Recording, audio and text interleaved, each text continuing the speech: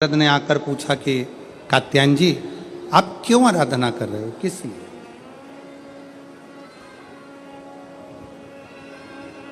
तुम्हारे आराधना करने का कारण क्या है? तुम्हारे भजन करने का कारण क्या है? तुम्हारे स्मरण करने का कारण क्या है? तुम्हारी भक्ति करने का कारण क्या है? तुम्हारा नाम जाप करने का कारण क्या है? तुम्हारा भगवत नाम लेने का कारण क्या है? किस कारण से कर रहे हो?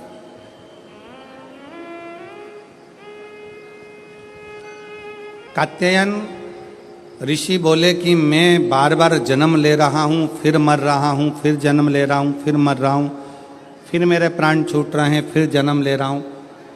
ऐसा करते करते मेरे ना जाने कितने कितने जन्म निकल गए, पर मेरी गति नहीं हो पाई।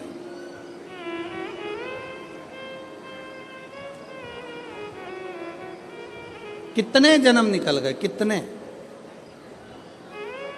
और मेरी शाहदा की जीजियों, मेरे शाहदा के जीजाओं, मेरी बेटियों बेटाओं, मेरी माताओं, मेरे भाई मेरी बहनों,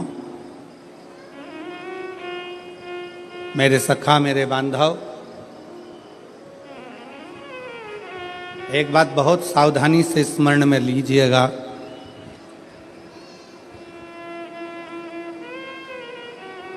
अगर आपके दिल में शिव महापुराण की कथा सुनने की उमंग, तुम्हारे दिल में भगवान शंकर की कथा सुनने का उत्साह, तुम्हारे दिल में भगवान शंकर की कथा में पहुंचने की उमंग उत्साह अगर तुम्हारे दिल में आया है तो समझ लेना कि अब हम बार बार जन्म नहीं लेंगे और बार बार मृत्यु के प्रपंच में नहीं पड़ेंगे। अब हमें शिव मिल गया, अब हमें शंकर मिल गया, अब हमें शिव की प्राप्ति हो गई।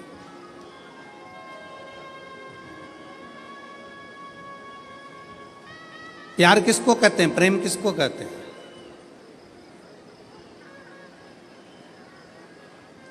प्रेम की परिभाषा क्या है? प्रेम किसको कहते हैं कि जिससे मिलने के लिए उत्साह बढ़ता जाए, उमंग बढ़ती जाए, दिल में तमन्ना, उत्साह, उमंग बढ़ती चली जाए। वो एक लाइन आप लोग गुनगुनाते हो ना, कि तुझसे मिलने के लिए तेरी कसम, तुझसे मिलने के लिए तेरी कसम, एक मुलाकात जरूरी है सनम, एक मुलाकात। बाबा से मिलन के लिए, उस परमात्मा से मिलने के लिए, उस परमात्मा के दर्शन के प्रति, उसकी कथा के प्रति, उसके भजन के प्रति, उसके मिलने के प्रति। मेरी बहनें जितनी बैठी हैं, मेरी जीजियां जितनी बैठी हैं, मेरे जीजा जितने बैठे हैं, मेरे भाई जितने बैठे हैं, मेरी माताएं, मेरे बंधु जितने बैठे हैं, आप अपने घर में थे, पहले दिन की कथा सुनने के लिए आप आ गए। पहले दिन इतना भीड़ हो गया, इतना भीड़ हो गया, गाड़ी बहुत दूर खड़ी हो गई, धूप भी बहुत तेज, पैदल चल चल के आप अपनी गाड़ी तक पहुँचे, ट्रैफिक में फंस गए, घर पहुँच गए। अब आपने सोचा कि अब एक काम करूँगी, मैं तो टीवी पर कथा सुन लूँगी, कल नहीं जाऊँगी। पर जैसे ही कल हुआ और वापिस तुम्हारे मन में नी, 5 दिन की तो कथा है, चाहे कुछ भी हो जाए मैं तो जाऊंगी, चाहे कुछ। फिर उमंग। अब इतना ट्रैफिक में फंस गए हो, इतनी भीड़ में फंस गए हो, इतना बैठने के लिए अगर 1 बजे कथा चालू हो रही है तो तुम कम से कम ना करते हो। ये पीछे वाले पंडाल वाले तो रात रात भर से इंतजार करते हैं, तब इनको दोपहर में 1 बजे कथा मिलती है। पर जो आगे बैठे हैं पंडाल में, मेरा मन कहता है, विश्वास कहता है कि आप लोग भी 1 बजे के पहले कम से कम 10-11 बजे तो आते होगे। बोलो सही है कि गलत है? 11 बजे 10 बजे तो पहुँचते होगे कि हमको जाना है, आगे बैठना है, जाना है, आगे बैठना है। अब तुम अगर सोचते कि हमने 1 दिन की कथा सुन ली, बाकी के दिन टीवी पे सुनेंगे, अगर घर पर पहुंचने के बाद दूसरे दिन की फिर ललकता जाग जाए, दूसरे फिर दिन की फिर तमन्ना जाग जाए, तो समझ लेना कि शंकर से स्नेह बढ़ गया है, पिता से प्रेम बढ़ गया है और पिता से मिलने की ललकता बढ़ गई, पिता के प्रति जागरूकता बढ़ गई। पिता की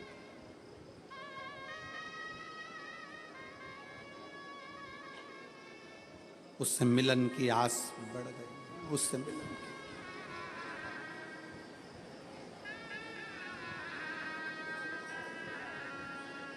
आपको मालूम है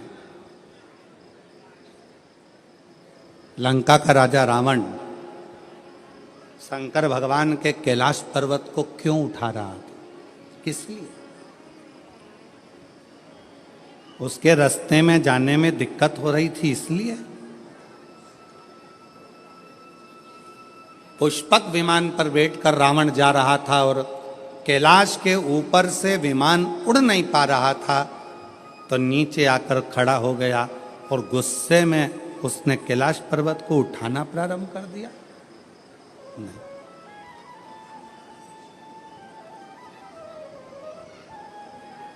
क्यों उठा? रावण को क्या पड़ी थी जो कैलाश पर्वत को उठाने में लग गया? रावण को क्या पड़ी थी जो भगवान शंकर के शिवलिंग को लेकर लंका में जा रहा है और भगवान शिव के शिवलिंग में वजन बड़ा भूमि पर रखा, बाबा बैद्यनाथ के रूप में स्थापित हो गया? क्या पड़ी थी?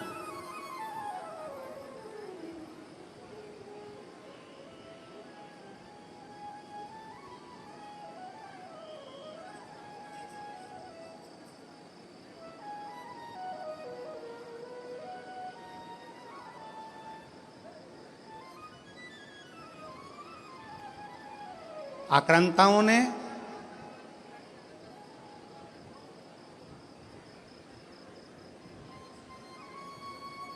इन विधर्मियों ने सबसे ज्यादा अगर कोई मंदिर तोड़े हैं तो शंकर जी के तोड़े। आक्रांताओं ने, विधर्मियों ने सबसे ज्यादा आक्रमण अगर किसी मंदिरों में करा है तो वो शंकर जी के मंदिर पर करा, शिव मंदिर।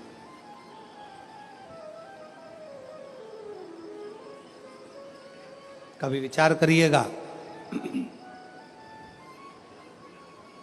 कभी स्मरण करिएगा आप, विचार करिएगा आप कि रावण में ऐसा क्या था कि रावण भगवान शंकर के कैलाश पर्वत को उठाने में लग गया, भगवान शंकर के शिवलिंग को ले जाने में लग गया। आखिर वो कैलाश पर्वत में, वो शिवलिंग में ऐसा क्या है जिसको वो उठाना चाहता है, जिसको वो उठा? क्या है?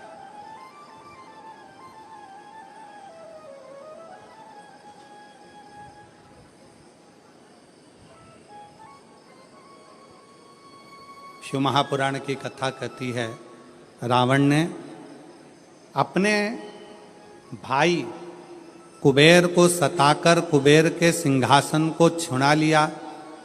रावण ने अपने भाई कुबेर को सताकर उसका पुष्पक विमान भी ले लिया, पर रावण कुबेर का सिंहासन उठाकर ले गया।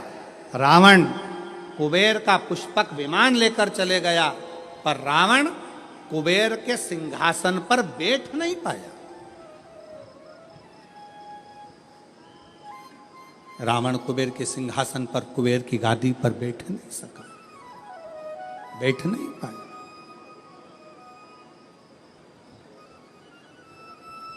देवर्षि नारद निकल कर जा रहे थे, लंकापति रावण को देखा, रावण से पूछा क्या कर रहे हो? रावण कहने लगे कि मेरे को एक बात समझ में नहीं आती कि मैंने सारे इंद्र के सिंहासन को अपना बना लिया, देवताओं के सिंहासन को अपना बना लिया, सारे ग्रहों को अपने अनुकूल कर लिया, पर एक बात समझ में नहीं आती कि ये कुबेर का जो राज्य है, कुबेर का जो सिंहासन है, कुबेर का जो राज्य है, कुबेर का जो सिंहासन है, कुबेर का जो पद है, कुबेर की जो प्रतिष्ठा है, कुबेर का जो वैभव है, कुबेर का जो धन है, रावण कहता है ये मुझे कैसे प्राप्त हो, उसको मैं पाऊं कैसे, वो मुझे मिले कैसे, वो मुझे प्राप्त कैसे हो? देवऋषि नारद ने कहा। देवऋषि नारद बोले कि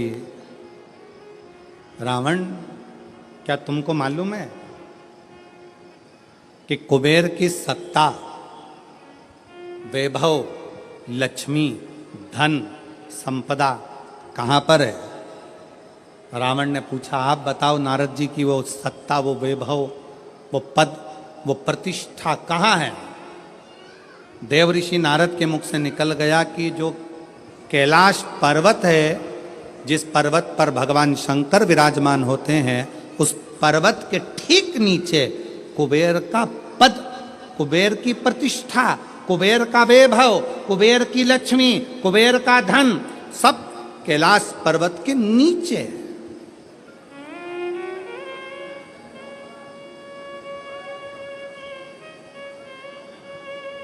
और एक बात बहुत सावधानी से स्मरण करिएगा, आप सबसे निवेदन है, जितने आस्था चैनल पर कथा सुन रहे हैं, जितने फेसबुक पर कथा सुन रहे हैं, जितने यूट्यूब पर कथा सुन रहे हैं, और जितने इस पवित्र प्रांगण के अंदर बैठकर कथा सुन रहे हैं, आप सबसे निवेदन करेंगे कि कुबेर का पद, कुबेर का वैभव, कुबेर की प्रतिष्ठा, कुबेर का धन, कुबेर की लक्ष्मी सारी की सारी कैलाश पर्वत के नीचे है, अर्थात शंकर भगवान के चरणों में, शंकर भगवान के नीचे ये सारा धन, वैभव, प्रतिष्ठा सब दबी पड़ी हुई है।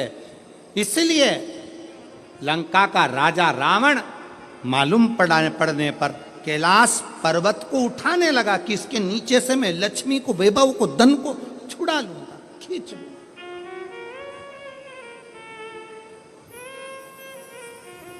पर वो मिलता नहीं है, पर वो प्राप्त नहीं हुआ, पर वो मिला नहीं। फिर रावण ने विचार करा, रावण ने फिर विचार करा कि अगर ये कैलाश पर्वत नहीं उठ रहा तो मैं समय आने पर लंका में शंकर भगवान को लेकर जाऊंगा। शिवलिंग लेकर जाने लगा तो भी वो शिवलिंग आखिरी में इतना बोझ हो गया, इतना वजन हो गया कि उसको भूमि पर रख दिया, ले जा नहीं सका। मेरी जीजियों, एक बात याद रखना, शंकर भगवान के चरणों में, भगवान शंकर के नीचे, भगवान शंकर के शिवलिंग के नीचे, भगवान शंकर के मंदिर में, शिवालय में, देवालय में, शिव महापुराण में, शंकर के चरणों में स्वयं वैभव, स्वयं लक्ष्मी, स्वयं धन, स्वयं प्रतिष्ठा सदा विराजमान रहती है। जब हम एक लोटा जल शंकर जी को चढ़ाते हैं, उस जल पर हाथ लगाकर थोड़ा सा जल उसमें से झेल कर लाते हैं, अपने घर के दरवाजे पर, दुकान पर, व्यापार पर, व्यवसाय पर, अपने वाहन पर जब हम वो जल छूटते हैं, उस जल को हम छिड़कते हैं, तो ये मान कर चलना कि आज नहीं तो कल एक ना एक दिन ऐसा आएगा कि भगवान के नीचे की चरण की वो लक्ष्मी तुम्हारे घर में प्रवेश जरूर करेगी और एक दिन तुम धनपति, वैभवपति बनोगे, बनोगे। और शंभु शरणे पड़ी मांगू घड़ी रे घड़ी, दुख काटो दया करी न दर्शन आपो। शंभु शरणे पड़ी मांगू घड़ी दुख काटो दया करी दर्शन आपो। शिव जी को एक लोटा जल चढ़ाना मतलब अपने दुख को समाप्त करना और सुख की राह खोल देना, ये शिव महापुराण की कथा कहती है। एक लोटा जल हमारे दुख को समाप्त करता है और सुख का मार्ग खोल देता।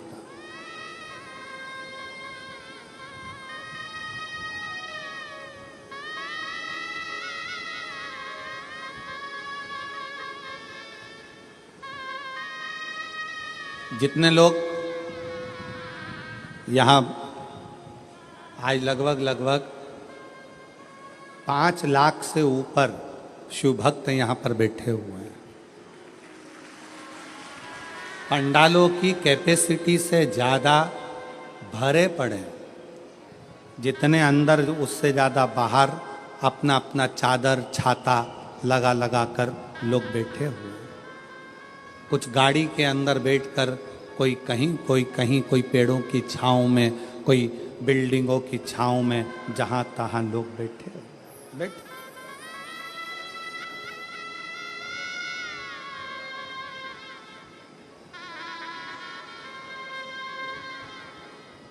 अब ईमानदारी से बोलो, अगर मेरा बाबा तुमको कुछ नहीं देता तो तुम इतने लाखों की संख्या में शहादा आते क्या?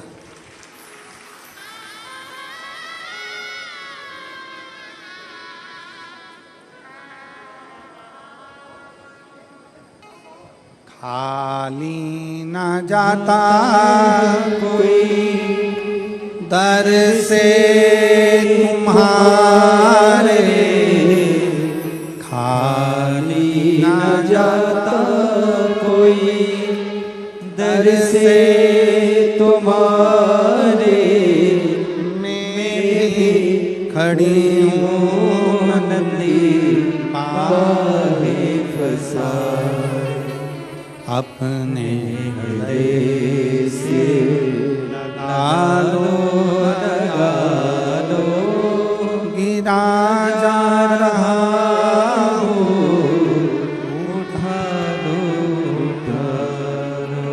भोले अपने दर से अब तो न टालो, गिरी जा रही हो, उठा लो, भोले अपने दर से अब तो न टालो, गिरा जा रहा हो, उठा लो। अगर भगवान भोलेनाथ नहीं देते तो यहाँ कौन आता?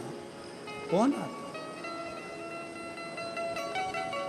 कृपा की ना होती जो आदत तुम्हारी, तो सुनी ही रहती अदालत तुम्हारी। जो गरीबों के दिल में जगह तुम ना पाते, तो किस दिल में होती इबादत तुम्हारी। ये तुम्हारी ही कृपा है, तुम्हारी।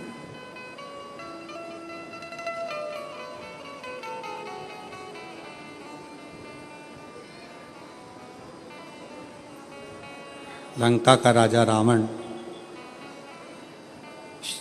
कैलाश पर्वत को उठा रहा है। क्यों? उसको मालूम है कि इसके नीचे कुबेर का वैभव, कुबेर की सत्ता, कुबेर का आनंद, कुबेर की लक्ष्मी इसी के नीचे है। उठा रहा।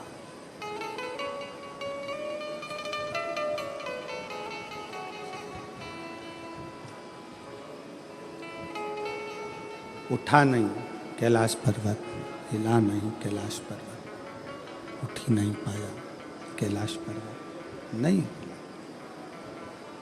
फिर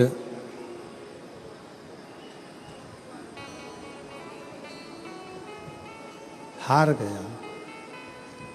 जब नहीं उठा,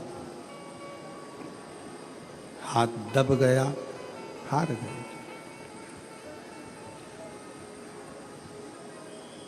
फिर शिवलिंग को ले जाने की तैयारी करी, वो शिवलिंग भी नहीं उठा, वो शिवलिंग भी ले जा नहीं सका। वो शंकर भगवान का शिवलिंग भी ले जा नहीं पाया।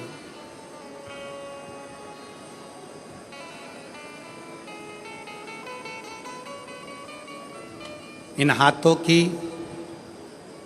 रकीलें अगर गलत हैं, ज्योतिषी आचार्य ने कह दिया कि ये रेखाएं तुम्हारी गड़बड़ हैं, ये रेखाएं गलत हैं, तो इन हाथों में जल का भरा हुआ एक लोटा पकड़ाओ इस हाथों से शिव जी को जल चढ़ाना प्रारंभ करो। इन हाथों से शिव मंदिर में सफाई करना प्रारंभ करो। हाथों की लकीरें धीरे धीरे सुलझना प्रारंभ हो जाएगी और तुम्हारा जीवन श्रेष्ठ होता चलेगा। जीवन श्रेष्ठ होगा। ये भाग्य की रेखाओं में, ये भाग्य की रेखाओं में अगर कुछ गलत लिखा गया है, इसको शिव मंदिर में, शिवालय में, भगवान शंकर के चरणों में इस मस्तक को झुकाना प्रारंभ करें।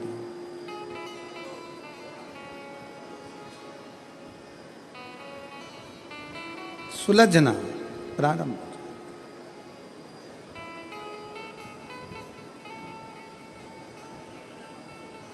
पर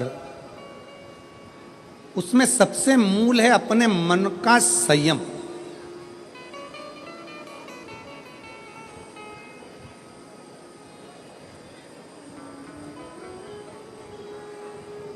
अपने मन का संयम। एक प्रश्न आपसे करेंगे, उत्तर दीजिएगा। एक तरफ शैतान है, राक्षस है, और दूसरी तरफ समुद्र है। आपसे कहा जाए कि इन दोनों में से एक को चुन लीजिए। एक तरफ समुद्र है, दूसरी तरफ राक्षस शैतान है। आप क्या चुनोगे? उत्तर दो। एक तरफ समुद्र है, एक तरफ राक्षस है, शैतान है। वो उधर से बढ़ रहा है, समुद्र की लहरें इधर से बढ़ रही है। आप दोनों में से क्या चुनना पसंद करोगे? क्योंकि इधर भी मरना है, उधर भी मरना है।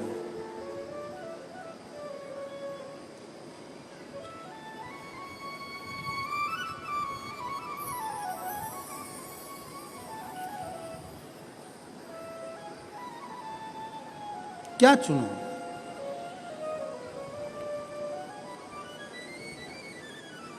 तो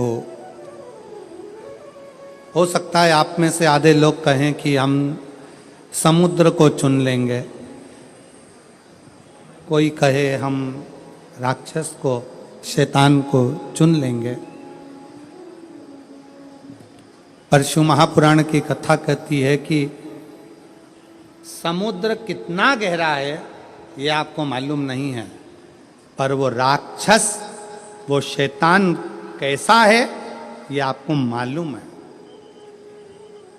तो प्रयास करना कि वो राक्षस को चुनना श्रेष्ठ है, कि कम से कम ये राक्षस है, ये हमको मालूम है, इसको कैसे डील करना है ये हमको मालूम है, ये कैसे इसको संभालना है ये हमको मालूम है।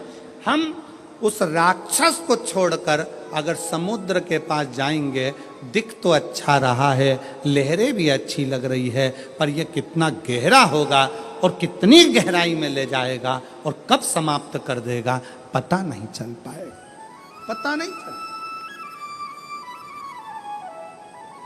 दिखेगा।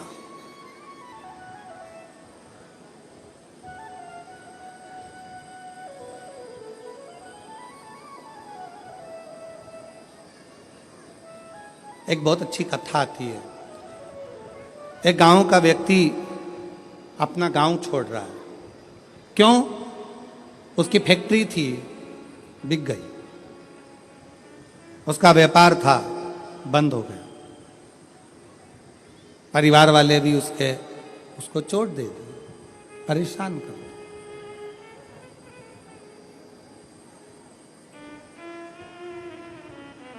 उसने प्लान बनाया कि अब मुझे इस गांव में नहीं रहना है, मुझे ये गांव छोड़ना है,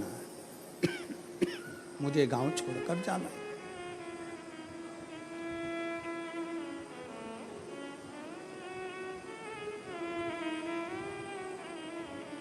पूरा फैक्ट्री बेच दिया, घर बेच दिया, जमीन बेच दी, सब कुछ बेचकर धन एकत्रित करा, घोड़े पर बैठ गया, घोड़े पर बैठकर और सब बेचकर परेशान होकर वहां से चल दिया।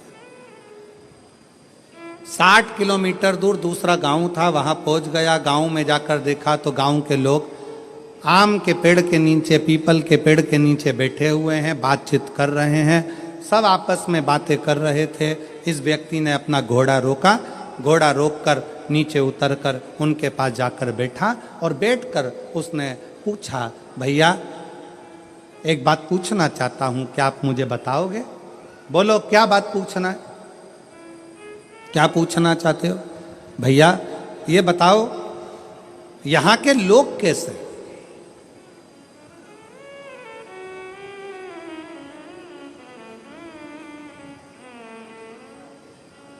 गांव के लोगों ने पूछा तुम कहां से आए हो? उसने कहा मैं अपने गांव से आया हूं, यहां से 60-70 किलोमीटर दूर से।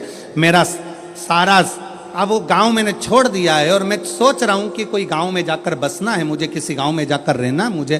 तुम बताओ यहाँ के लोग कैसे हैं, इस गांव के लोग कैसे?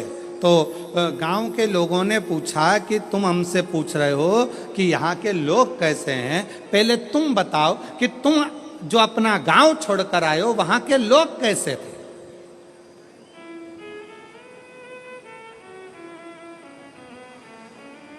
उस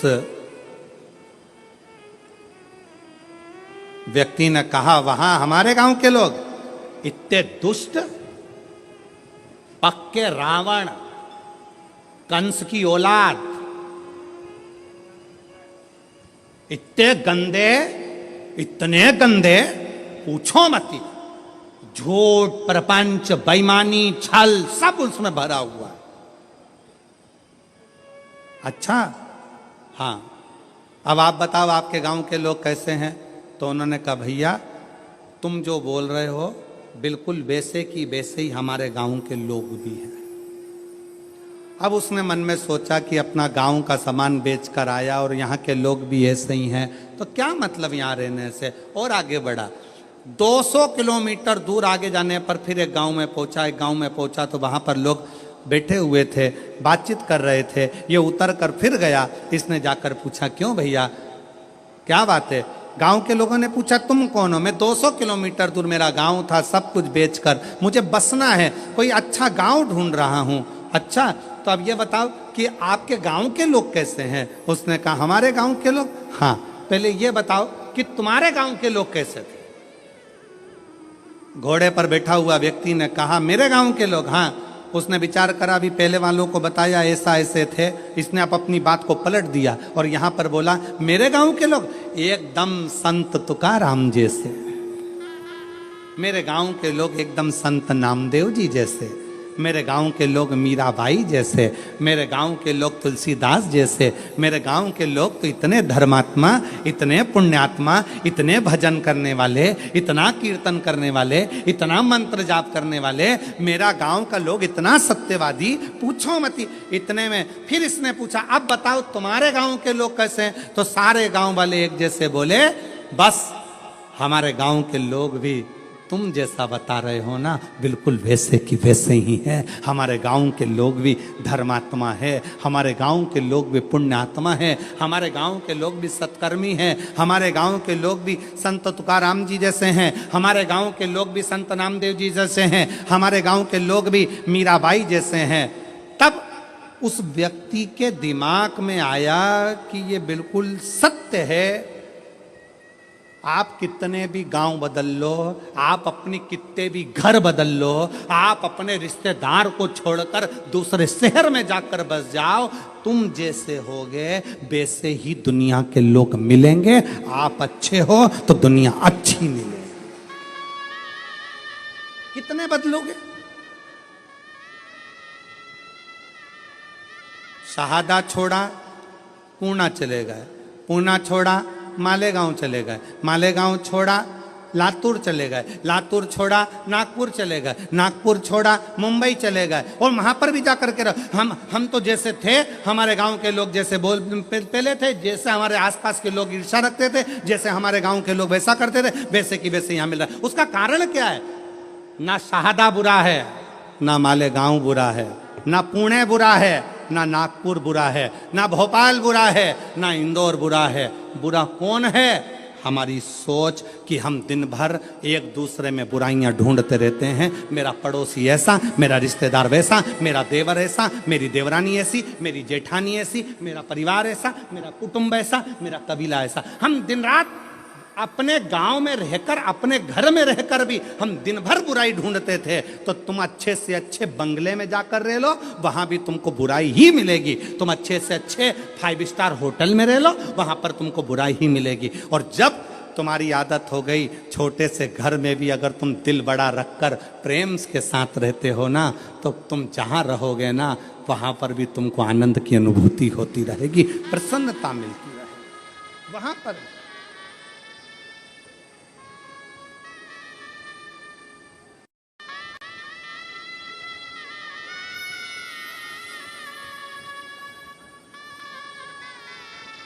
वो कहते जो जैसी भावना लाया वो वैसा ही फल पाया।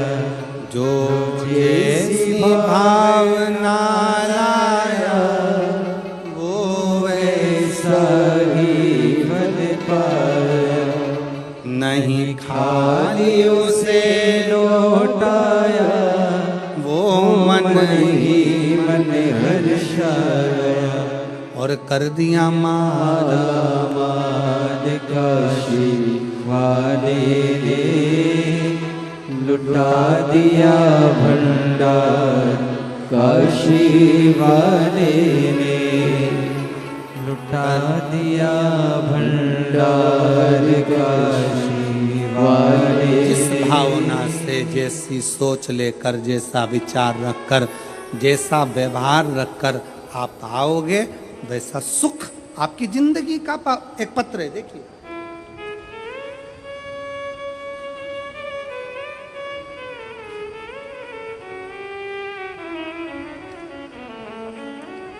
मेरा नाम ललिता परमेश्वर पाटोले, मैं नासिक महाराष्ट्र से हूँ।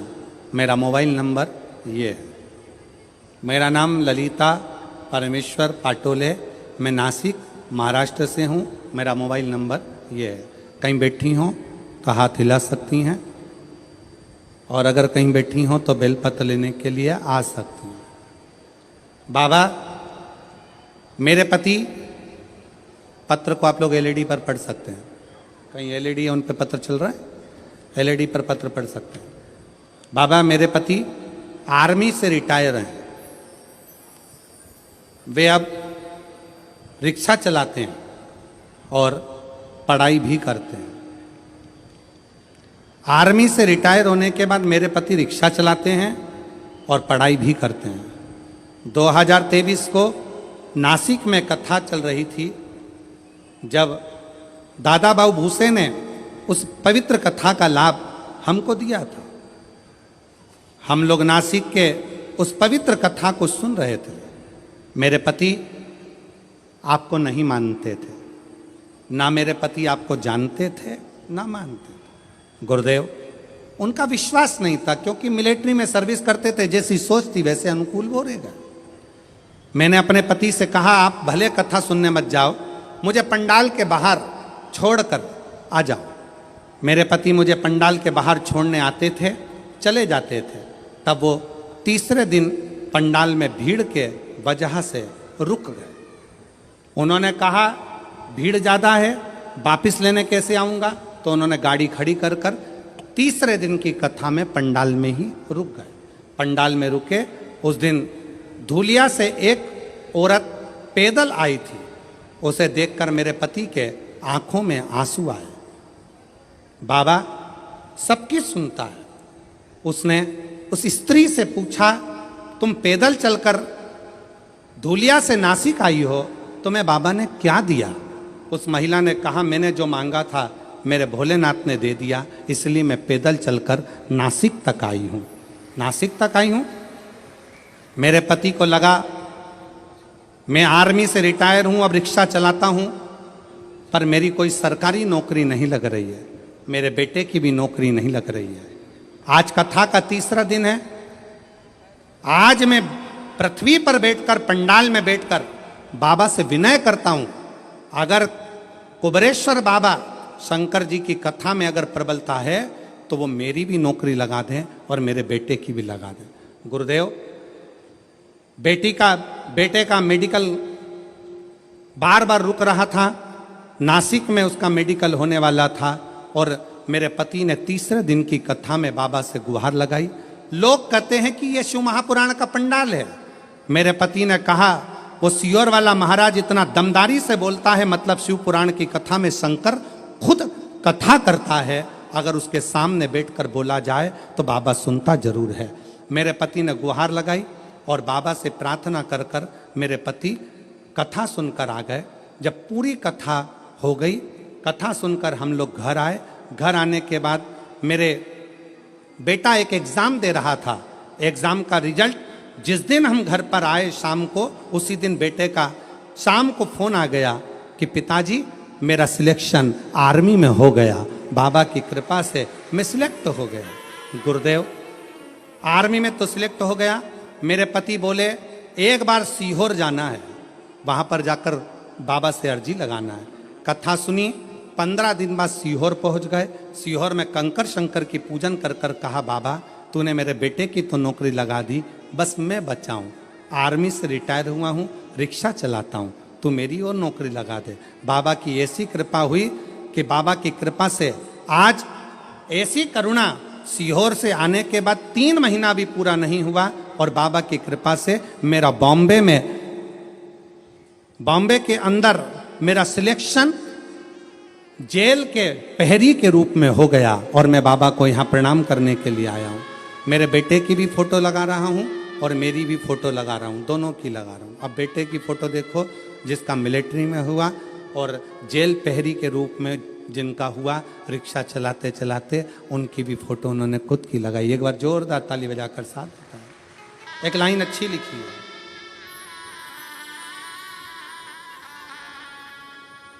बोलो जरा लाइन को आप लोग बोलो एलईडी पर पढ़ के।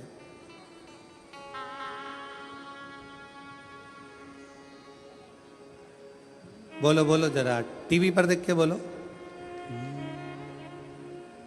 कब से खड़े हैं झोली पसार, क्यों ना सुने तू मेरी पुकार, मुझे तेरा ही सहारा है,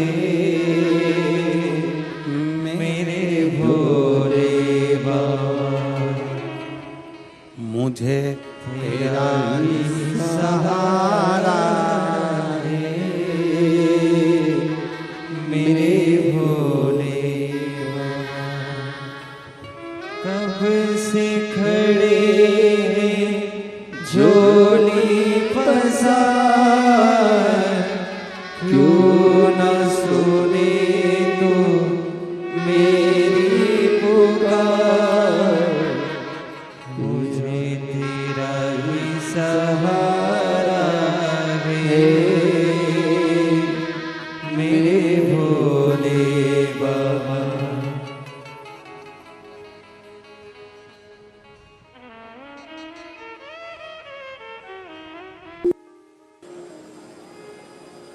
जब किसी व्यक्ति के घर में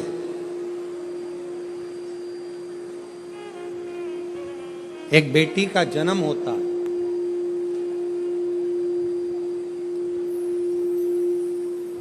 और बेटी की किलकारी, बेटी के पाँव की खनक,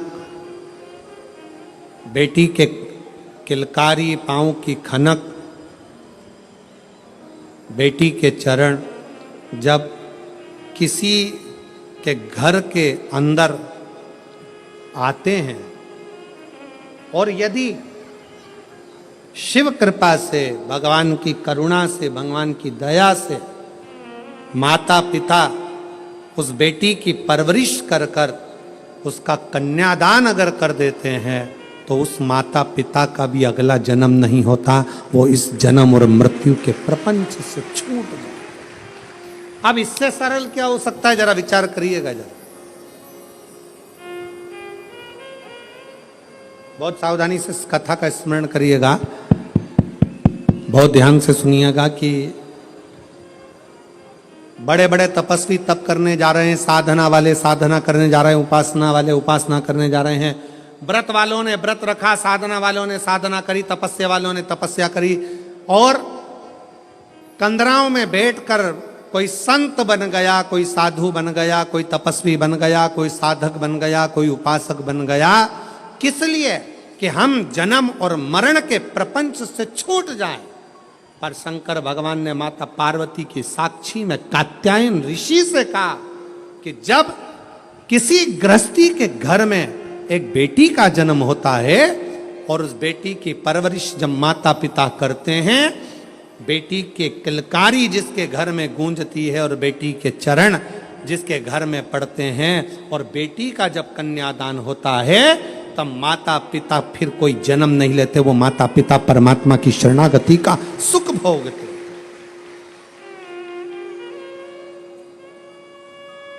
अब इसमें सबसे ज्यादा जरूरी चीज कौन सी है?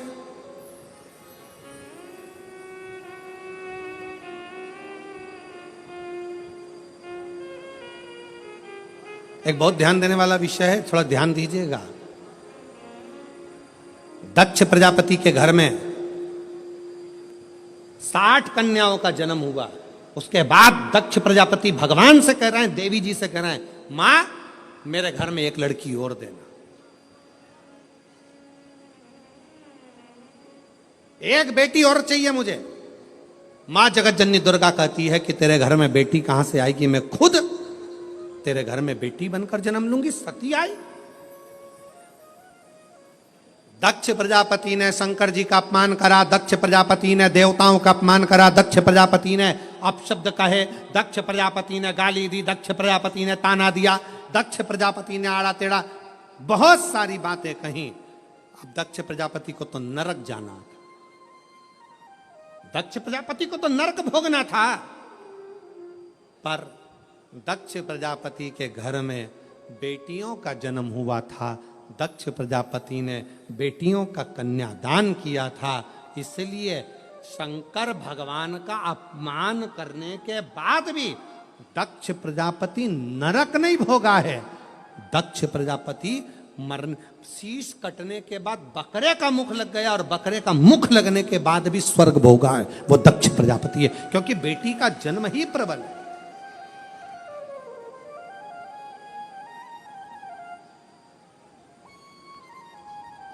महाराज, सुखी वो नहीं जिनके घर में धन की पेटी है, सुखी वो नहीं जिनके घर में धन की पेटी है, सुखी वो हैं जिनके घर में मुस्कुराती बहू और बेटी है।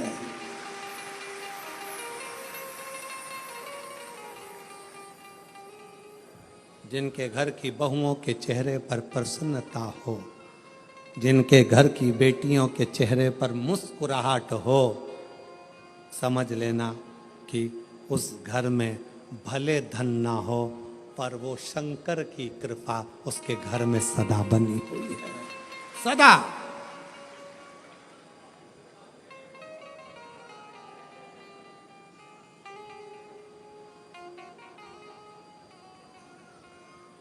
नवरात्रि चल रहे हैं, माँ जगत जननी जगदम्बा से प्रार्थना करा करो कि तू मेरे घर में एक बार जरूर आना। माँ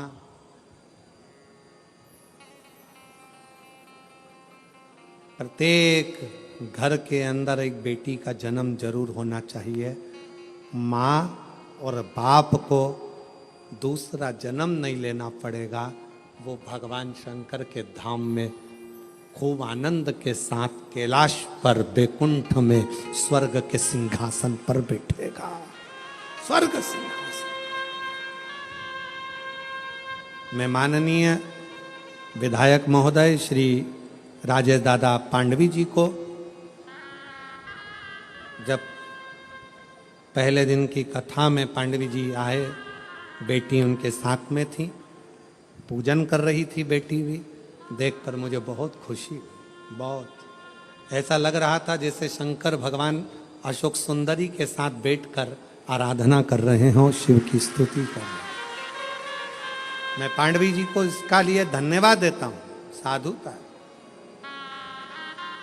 साधुता। प्रसन्न हुई।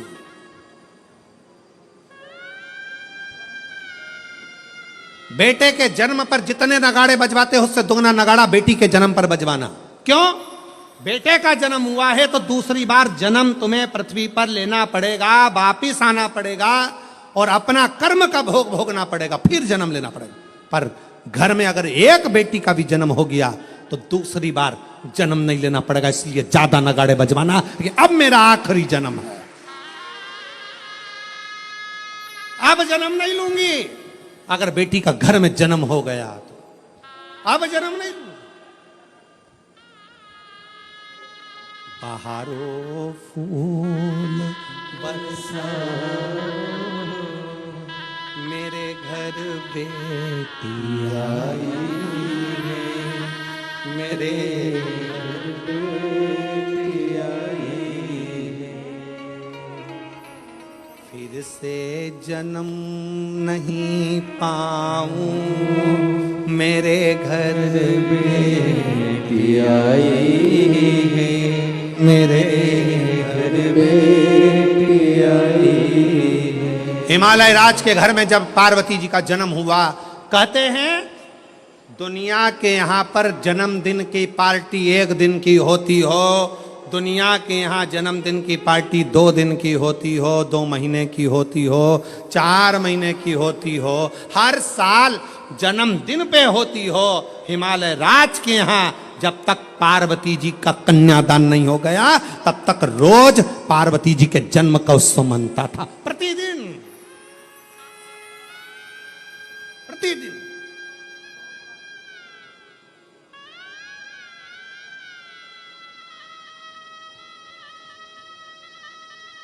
पार्वती जी के जन्म का उत्सव रोज मनता था हिमालय राज के घर, रोज।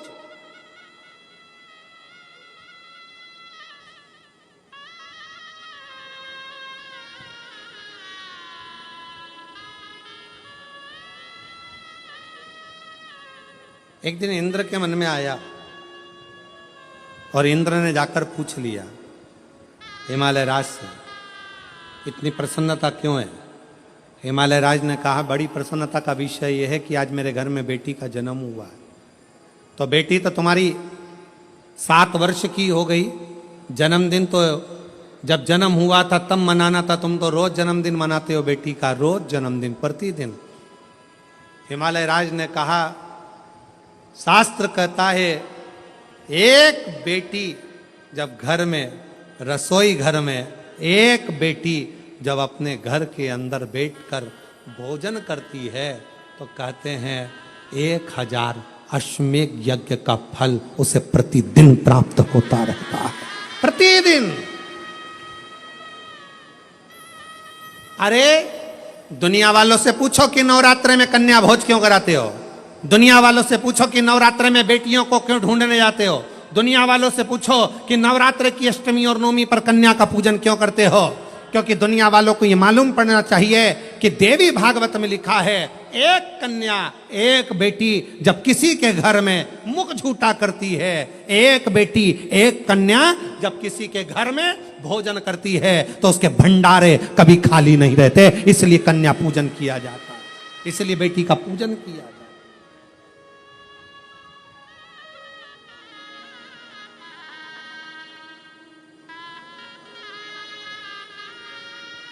और आज के जमाने में लोग मंदिर में जाकर भगवान से कहते हैं, भगवान, ओ भगवान, हमारे घर में एक बेटा दे दो,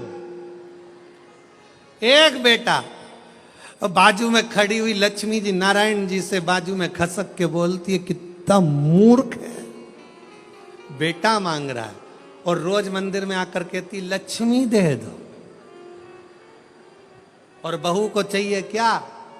जम के बोलो बेटा। और रोज मांगती क्या है? बोलो लक्ष्मी। तो एक काम कर, बेटा दे दो, लक्ष्मी मत देना, लक्ष्मी मत देना। अब अपन भी देखें कि बेटे से काम चल जाए क्या। और मालूम पड़े बेटा हो गया 32 साल का, माँ के पूरे बाल सफेद उड़ गए, सफेद। उनसे पूछो काय का टेंशन, इसको कोई लक्ष्मी नहीं मिल रही है, इसकी शादी, इसको कोई मिल रही, इसकी शादी कर।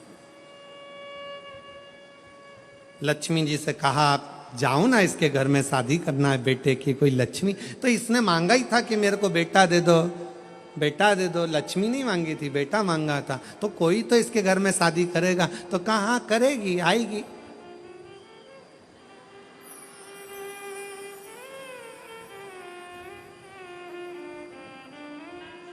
आएगी पावागढ़ वाली आएगी।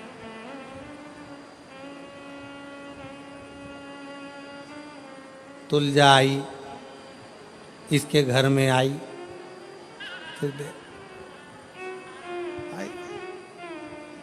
फिर सवेरे शाम सास रोज आरती गाएगी।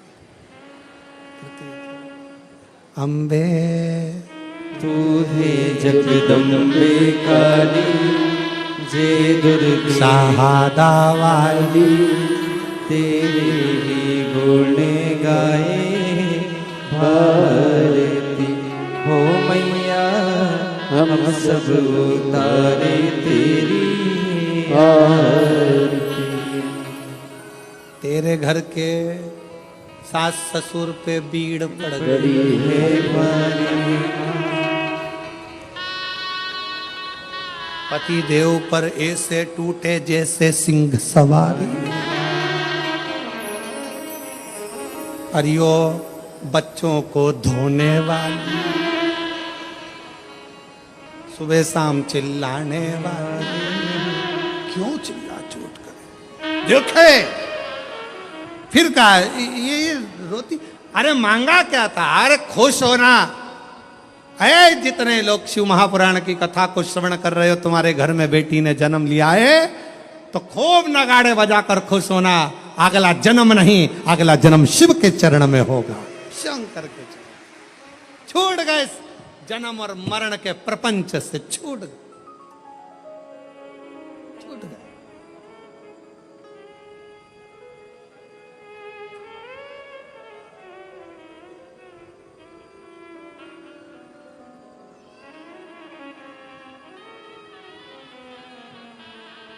छूट गए, जन्म और मरण के प्रपंच से छुटकारा मिल गया। बेटी बेटी बेटी।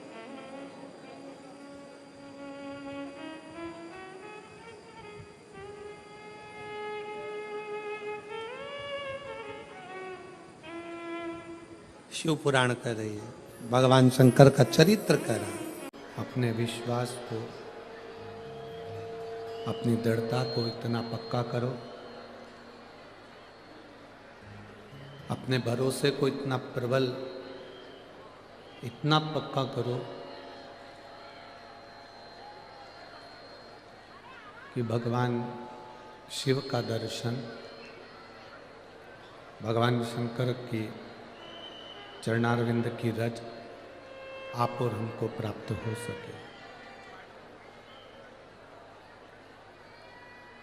दृढ़ विश्वास के साथ परमात्मा का मिलन होता है, और वो दृढ़ विश्वास जब तक आपके भीतर नहीं होगा, तब तक परमात्मा की प्राप्ति नहीं है।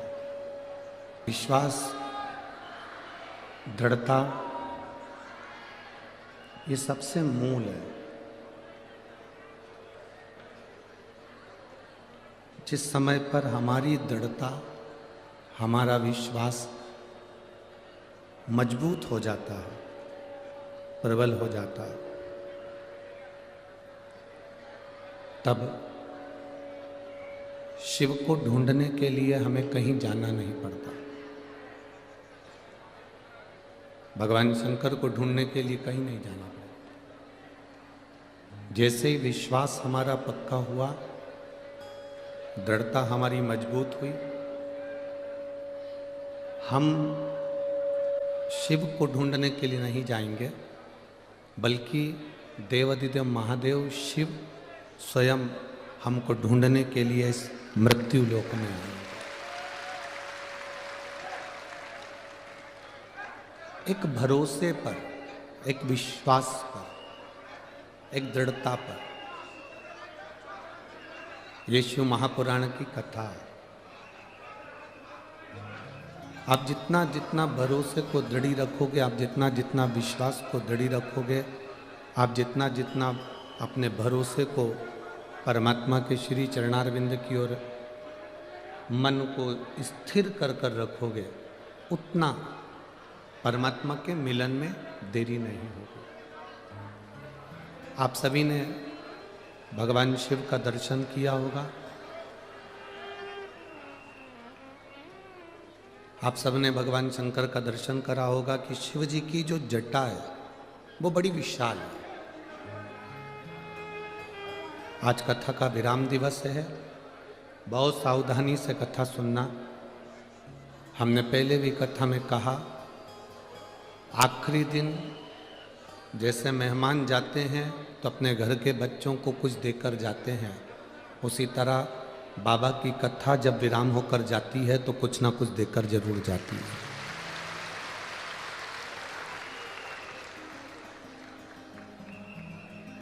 शिव जी की जटा को देखिए, भगवान शंकर की जो जटा है, भगवान शंकर की जो जटा वो बड़ी विशाल है, बहुत विशाल। और वो जटा जब विशाल है तो वो उलझ भी है। ऐसा नहीं कि शिव जी की जटा सुलझी हुई होगी। आपने कभी किसी संत का दर्शन करना, किसी साधु का दर्शन करना, जिनकी बहुत विशाल विशाल जटाएं होती हैं। आजकल आर्टिफिशियल भी जटाएं होती हैं, है?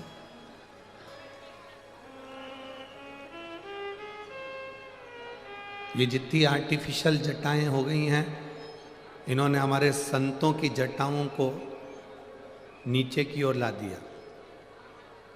पहले बड़ी जटा से, मजबूत केश से मालूम पड़ता था कि संत ने कितनी तपस्या करी है, कितनी साधना करी है। आज के ज़माने में 5,000 रुपये की एक जटा लगवा लो, 10,000 रुपये की एक जटा लगवा लो, 20,000 रुपये की जटा लगवा लो और जुड्डा बांध कर फिर आप कैसे भी रहो। एक नया फैशन लोग लेकर आ गए। संतों की जटा से उनकी भक्ति का बल मालूम पड़ता।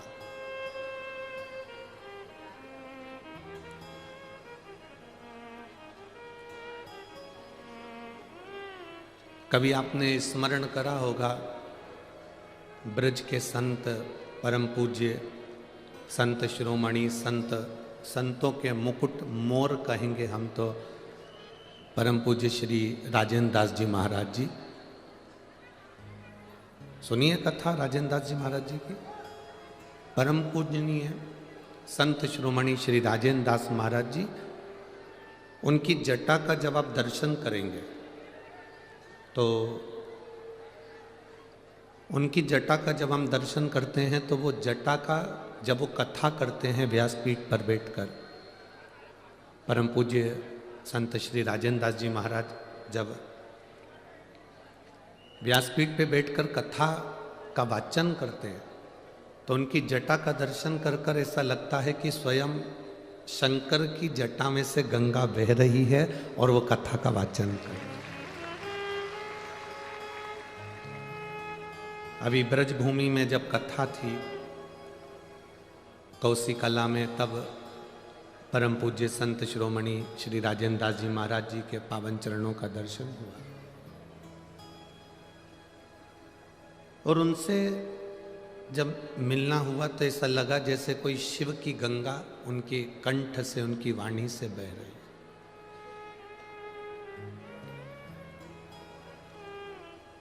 अब आज के ज़माने में तो 2,000, 5,000 रुपये, 10,000 रुपये की जटा लगवा लो, पर संत की जटा के साथ उसका व्यवहार,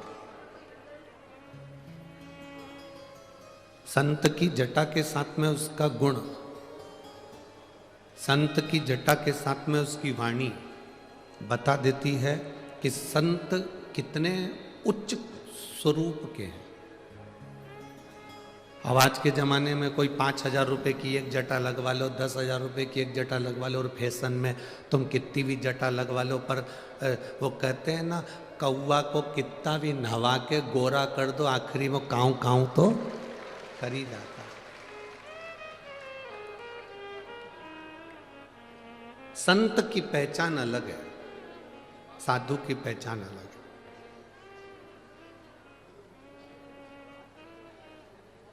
संत शिरोमणि, संतों के सिरमौर परम पूज्य संत शिरोमणि श्री राजेंद्र दास महाराज जी का जब आप दर्शन करें, कभी टीवी पर उनकी भी कथा आती है, और ब्रजरज में जब जाएं तो दर्शन करेंगे मलुक पीठाधीश्वर परम पूज्य राजेंद्र दास महाराज जी। उनकी जटा अपने आप में कहती है कि तप साधना कितनी, भजन कितना, स्मरण कितना।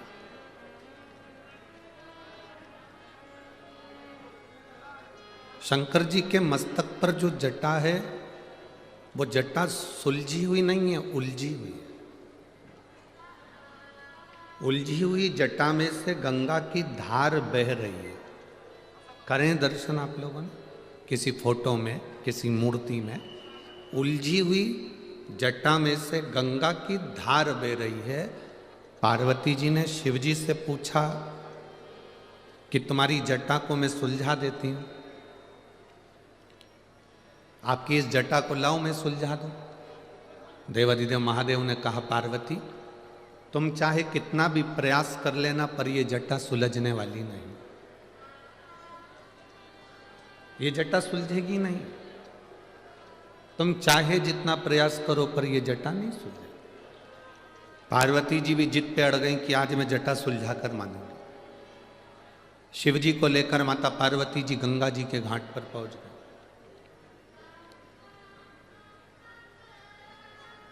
बीच में श्री गणेश जी महाराज मिले, और श्री गणेश जी महाराज ने तुरंत उसी समय पर पार्वती जी और भगवान शंकर जी को देखकर प्रणाम किया। माता पिता, आज दोनों, आज मेरे ये माता पिता प्रातः प्रातः कहाँ जा रहे हैं, सुबह के समय पर कहाँ जा रहे हैं?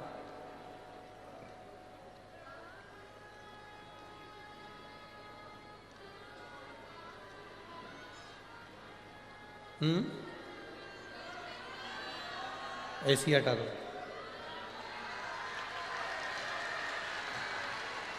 ऐसी ऐसी खींचो धीरे धीरे। दो कार्यकर्ता आओ, दो कार्यकर्ता आके ऐसी हटा, ये वाला ऐसी भी हटा, इसे ऐसी को पीछा कर दो, खींच दो इसको पीछे। सांसद और विधायक जी के दो कार्यकर्ता, चार करता आओ जरा, इसको पीछे करो।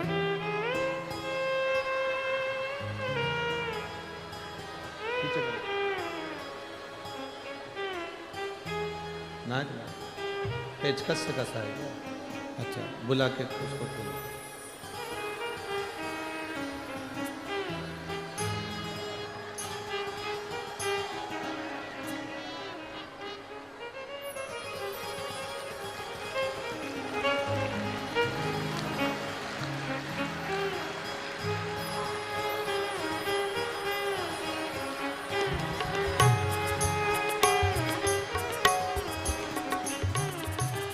शिव कृपा शंकर की।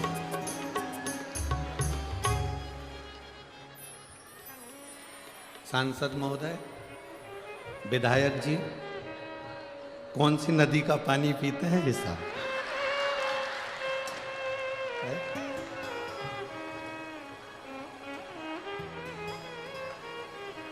शंभो शरणे पड़ी मांगू घड़ी घड़ी दुख काटो, दया करी ने दर्शन आपो। शंभो शरण पड़ी मांगो घड़ी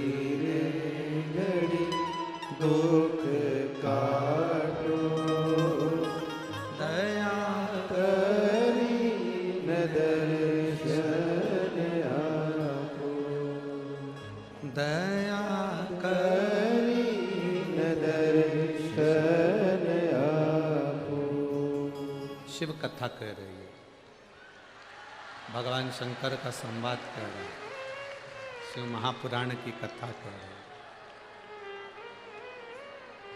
स्वयं गणेश जी महाराज ने पूछा, स्वयं गणेश जी महाराज अपने माता पिता से पूछ रहे हैं, अपने माता पिता से कहा, उन्होंने कहा आज मेरे माता पिता, आज मेरे माता पिता, मेरे शंकर, मेरे पार्वती, मेरे शिव, माँ जगत जननी आज सुबह सुबह कहाँ जा रहे हैं? आज प्रातः के समय पर ब्रह्म मुहूर्त में आखिर ये कहाँ जा रहे हैं? किस जगह? शिव जी तो कुछ नहीं बोले, पर माता पार्वती जी ने तुरंत उसी समय पर श्री गणेश जी महाराज जी से कहा, बेटा तुम्हारे पिताजी की जो जटा है ये बहुत उलझी हुई है, मेरा मन है कि मैं इसको सुलझा दूं। अब तो गणेश जी महाराज जो ठाका लगाकर हंसे, ऐसा तीव्र ठहाका गणेश जी ने लगाया कि पार्वती जी स्तुप्त रह गई गणेश जी को देखकर। विनायक, गणेश तुम हंस रहे हो? हाँ मां। क्यों?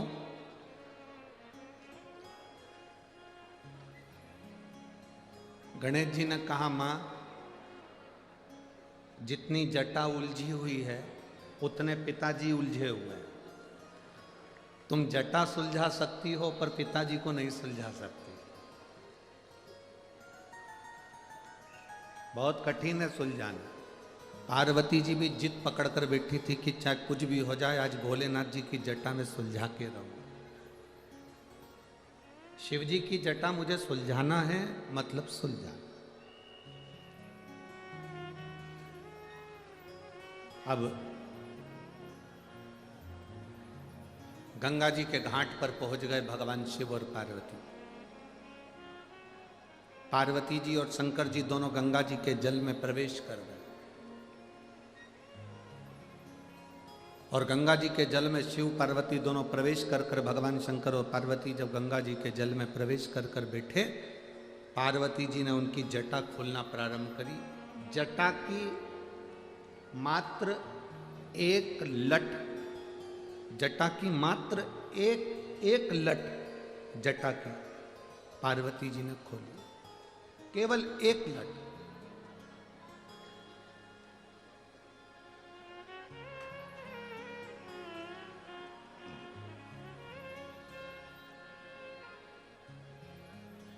शिव महापुराण की कथा कहती है, लिंग पुराण की कथा कहती है, कुर्म पुराण की कथा कहती है और स्कंद पुराण की कथा कहती है। शिव जी की केवल एक लट को पार्वती जी को सुलझाने में 1000 वर्ष लग गए थे। कितना वर्ष लगा था? 1000 वर्ष केवल शंकर जी की एक जटा की एक लट को सुलझाने में पार्वती जी को 1000 वर्ष लग गए।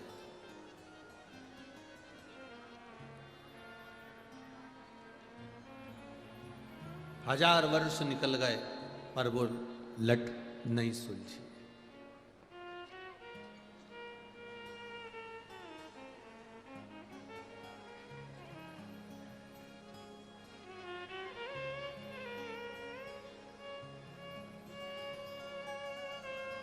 बहुत एक प्रसंग आप लोगों ने सुना होगा, आपके स्मरण में आएगा।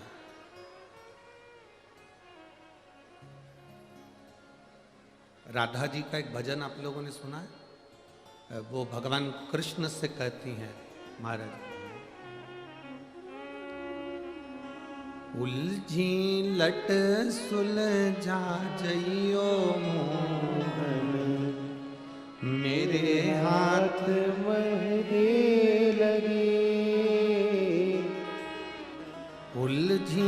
लट सुलझा जइयो, मेरे हाथ मेहंदी लगी। राधा जी भगवान कृष्ण से कह रही हैं कि मेरी उलझी हुई लट को सुलझा दो, मेरे हाथ में मेहंदी लगी। देवी भागवत पढ़ी है आप में से किसी ने? एक बार मौका मिले तो गीता प्रेस गोरखपुर की देवी भागवत पढ़ो, एक बार मौका मिले तो गीता प्रेस गोरखपुर की स्कंद पुराण पढ़ो, एक बार मौका मिले तो गीता प्रेस गोरखपुर की शिव महापुराण को पढ़ो, लिंग पुराण को पढ़ो। उसमें एक संवाद मिलता है कि ये कृष्ण और राधा कौन है।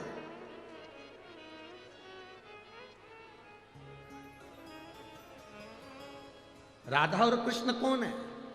कृष्ण स्वयं पार्वती है और राधा स्वयं शिव है। यह हमारी देवी भागवत के अंदर स्पष्ट लिखा है, स्पष्ट, कि राधा शिव है और पार्वती जी कृष्ण है। ये देवी भागवत के अंतर्गत वर्णन। अब जब शंकर भगवान स्वयं राधा जी के रूप में हो गए और पार्वती जी स्वयं कृष्ण के रूप में हो गई, तो वो कह रही हैं कि मेरी उलझी लट सुलझा दो। क्यों? सतयुग में ना जाने कितने कितने युग निकल गए, किसी युग में भगवान शंकर की जटा को सुलझाने वाला कोई जन्म ही नहीं लिया।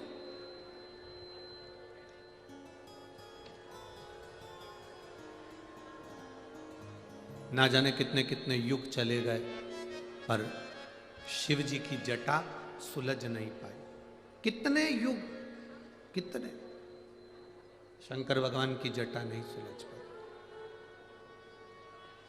सतयुग निकल जाए, त्रेता निकल जाए, द्वापर आ जाए, द्वापर में राधा और कृष्ण के रूप में भी शंकर पार्वती हो गए, तो भी कह रहे हैं कि लट सुलझा के बता दो प्रभु। बहुत कठिन।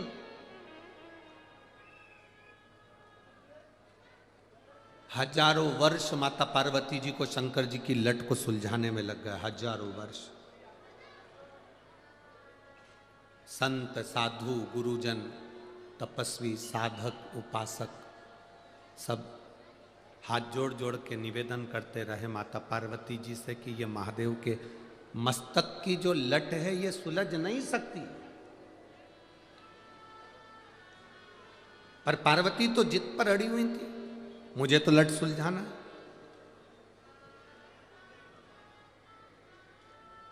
कभी कभी कोई कोई बात ऐसी होती है जो पति अपनी पत्नी को नहीं बताता, पर पत्नी भी कभी कभी जिद पकड़ कर बैठती है कि मुझे वो बात जरूर बताओ जो तुम्हारी मम्मी ने तुमसे कही। तुम्हें बताना पड़ेगा, तुम्हें कहना पड़ेगा।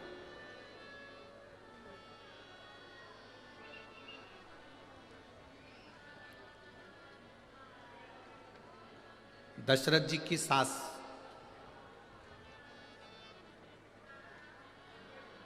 किनकी सास? जम के बोलो जरा। दशरथ जी की सास, माता केकई की मां और केकई के पिता। केकई नरेश को भगवान शिव का एक वर था। केकई के पिताजी को शंकर जी का दिया हुआ एक वर था कि तुम पशु, पक्षी, जानवर की आवाज सुन सकते हो, समझ सकते हो और जान सकते हो। पक्षी आपस में क्या बात कर रहे हैं ये आप जान सकते हो, पशु आपस में क्या बात कर रहे हैं ये आप जान सकते हो। दशरथ जी के ससुर को शंकर जी का वर था, केकई नरेश को। अब केकई नरेश को तो ये वर था कि आपको ये वर है कि आप पक्षी की आवाज़ पहचान सकते हो, पशु की आवाज़ पहचान सकते हो, जानवर की आवाज़ पहचान सकते हो, क्या बोल रहा है आप समझ सकते हो। पर केकई नरेश, तुम्हें हमने वर दिया है कि तुम पक्षी की आवाज़ पहचान जाओगे, पर तुम याद रखना जिस दिन तुमने पक्षी क्या बात कर रहे हैं, पशु क्या बात कर रहे हैं, जानवर क्या बात कर रहे हैं, इस बात को किसी दूसरे को बता दिया तो उसी क्षण तुम्हारे प्राण छूट जाएंगे, उसी क्षण तुम्हें मरना पड़ेगा, उसी क्षण तुम्हारे प्राण चले जाएंगे। केकई नरेश ने कहा ठीक है भोलेनाथ, आप मुझे वर दे दो, मैं पशु पक्षी की आवाज पहचान जाऊंगा। वर दिया, तथास्तु। अब एक बार केकई नरेश अपने छत पर घूम रहे थे, उसी समय पर दो पक्षी एक डाली पर बैठे थे और दोनों आपस में बात कर रहे थे। दो पक्षी आपस में बात कर रहे, और दोनों पक्षी जब आपस में बात करे तो केकई नरेश को हंसी आ गई। इतनी तेज हंसी केकई नरेश को आई, ऐसी तेज हंसी केकई नरेश को आई कि केकई नरेश हंसते रहे। इतने में केकई की मां, केकई नरेश की पत्नी वहां पर आ गई, और धर्म पत्नी ने आते से पूछा क्यों हंस रहे हो? केकई नरेश बोले मैं बता नहीं सकता। पत्नी ने फिर पति से कहा, केकई की मां ने फिर अपने पति से कहा तुम बताओ मुझको क्यों हंस रहे हो? केकई नरेश बोले मैं नहीं बता सकता। पत्नी ने जिद पकड़ ली, केकई की माता ने जिद पकड़ ली, तुम्हें बताना पड़ेगा। केकई नरेश मना कर कर कर थक गए, पर केकई की मां नहीं मानी। आखिरी में केकई नरेश ने कहा यदि मैं तुझे बता दूंगा तो मैं मर जाऊंगा। इतने में केकई की माता ने कहा भले मर जाओ पर मुझे बताओ, भले मर जाओ पर मुझे बताओ। इतना जिद केकई नरेश की धर्म पत्नी माता केकई की मां ने ऐसी जिद पकड़ ली। आखिरी में केकई नरेश ने बताया कि ये दो पक्षी जो आपस में बात कर रहे हैं, ये बात ऐसी कर रहे हैं कि आज एक बोला कि मैं दिन भर से उड़ा और उड़ने के बाद मैं एक शिवालय पर जाकर बैठ गया, और दूसरा बोलता है कि मैं दिन भर से उड़ा और एक सूखे पेड़ पर जाकर बैठ गया। दोनों की बात विवाद हो रहे थे, उस बात विवाद को मैं सुनकर हंस दिया। इतना कहते से केकई के पिता के प्राण छूट गए। शिव महापुराण की कथा कहती है माना नारी जिद करे पर वो जिद ना करे जिसमें पति के प्राण ही चले जाए। सोने के हाथ के कड़े लेना है मना नहीं है, पर ध्यान रखना इस बात का है, जैसे कल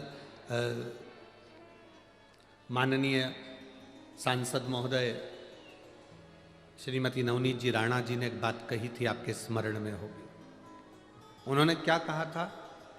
पति महल में भी रह रहा है तो स्त्री उसके साथ में उसकी पत्नी है, पति झोपड़े में भी रह रहा है तो उसकी धर्म पत्नी उसके साथ में है, पति एसी में रह रहा है तो धर्म पत्नी उसका साथ है, और पति अगर पंखे में भी रह रहा है, फैन में भी रह रहा है तो धर्म पत्नी उसके साथ है। अर्थात कल उन्होंने जो कहा, एक एक नारी के हृदय में ये बात पहुंचना चाहिए।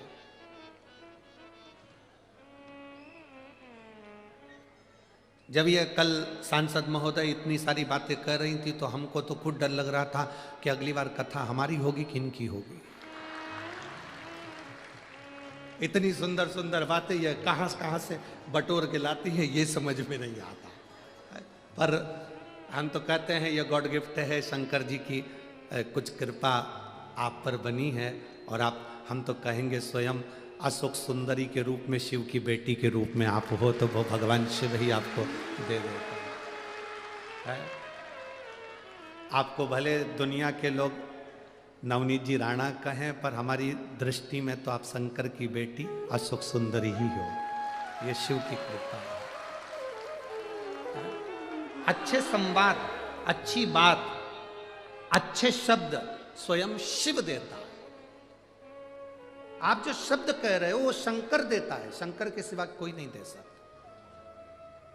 एक संत भी अगर कोई अपनी वाणी से कुछ कह रहा है तो वो शिव ही उससे कहलवा रहा है। उन्होंने कल कहा कि स्त्री गरीबी में भी और अमीरी में भी अपने पति का साथ कभी नहीं छोड़ती, कभी एक क्षण के लिए भी नहीं छोड़ती। वो एक स्त्री होती है, एक नारी होती है। जिद पकड़ो, मना नहीं है। जिद पकड़ने में मना नहीं है। एक बच्ची ने पत्र लिखा कि मेरी भी जिद थी। देखिए,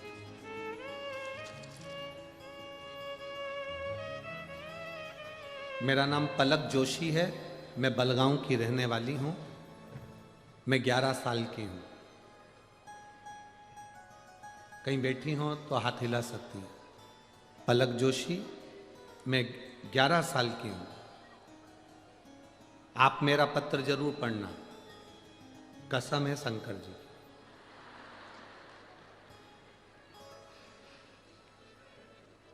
गुरुदेव, सबने सब कुछ किया। मेरी मम्मी को लोग हमेशा कहते थे कि तेरे घर में लड़की पैदा हुई है, लड़का नहीं। डॉक्टरों के हिसाब से मेरी मम्मी को दूसरी संतान का योग नहीं था, दूसरी बार वो मां नहीं बन सकती थी, कुछ उनको ऐसी तकलीफ थी। एक दिन मैंने मेरी मम्मी से पूछा, मां, कौन डॉक्टर कहता है कि मेरा भैया नहीं आएगा, मेरा भाई नहीं आएगा?